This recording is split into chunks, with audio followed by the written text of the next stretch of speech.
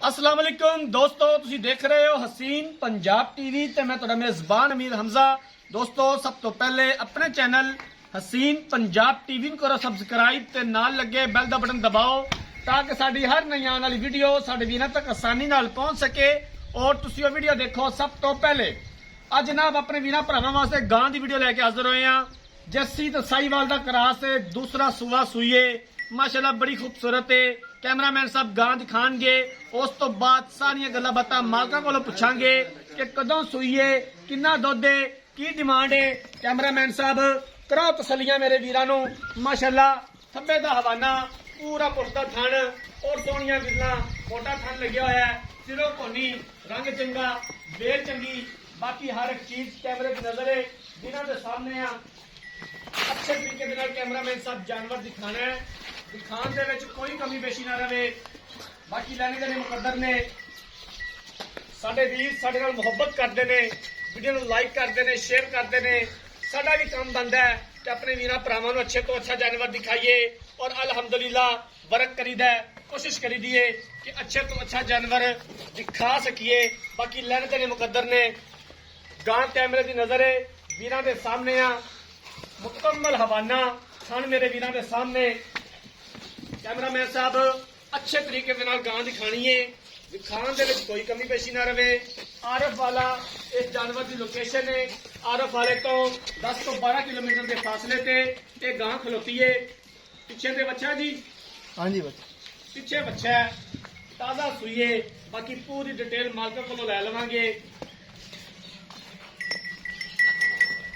कद चंगा, बेल चंगी, माशाल्लाह टोर बड़ी सोहनी है माशाल्लाह।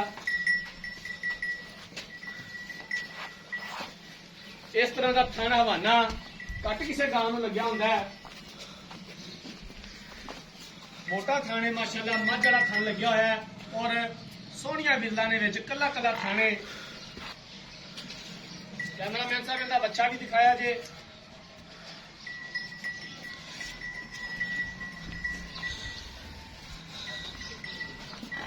आ बच्चा जी लाल गोरा माशाल्लाह बड़ा खूबसूरत बच्चा है। भाईजान गां बन दियो ते इधर मेरे को आ जाओ। बाकी कैमरामैन साहब गां दिखाते रहते हैं, आप इधर चंद गल्लां कर लेने आ।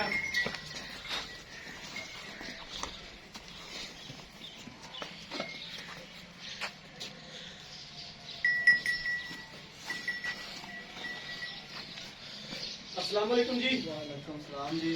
भाईजान थोड़ा उच्चा बोलिया जे, की हाल चाल है? ठीक भाईजान, तुम सुनाओ। शुक्र अल्लाह तआला दा। गां जी कैमरामैन साहब दिखा रहे ने किनवा सुवा सुईए ते कदों सुईए? ये जी दूसरा सुबह सुई है, कदों सुईए? आज 5 दिन हो गए हैं। 5 दिन हो गए ने, दूसरा सुबह सुईए। हाजर टाइम इनू इहदे कोले 2 टाइम दा किन्ना दुध है या बोला है? 18 किलो ही बोला है, बोला है 18 किलो। बच्चन छाड़ से। बच्चे नूं छड़ के 18 किलो हाजर टाइम मौजूद है। हाँ जी, कोई थना दा वादा घाटा, कोई मसला मसाइल, कोई छट्टा गुहार? वो जी जिम्मेदार हो सन, कोई वैसा मसला नहीं।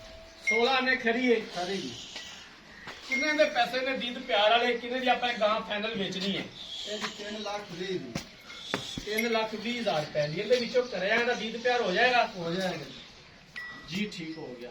तो जनाब मालक दियां गल्लां बातां सुन लईयां ने। दूसरा सुबह सुईए, 5 दिन हो गए ने गां सूई नूं। हाजर टाइम 18 लीटर बोला मौजूद है गां दे कोल। 3,20,000 रुपये की डिमांड की है। दीद प्यार हो जाएगा और असीं इंशाअल्लाह तआला करवावांगे जिथों तक हो सकिया। अगर किसी वीर भरा ने यह जानवर खरीदना है, राब्ता नंबर 0312 612 2054, 0312 612 2054, इस नंबर पर व्हाट्सअप बनी है।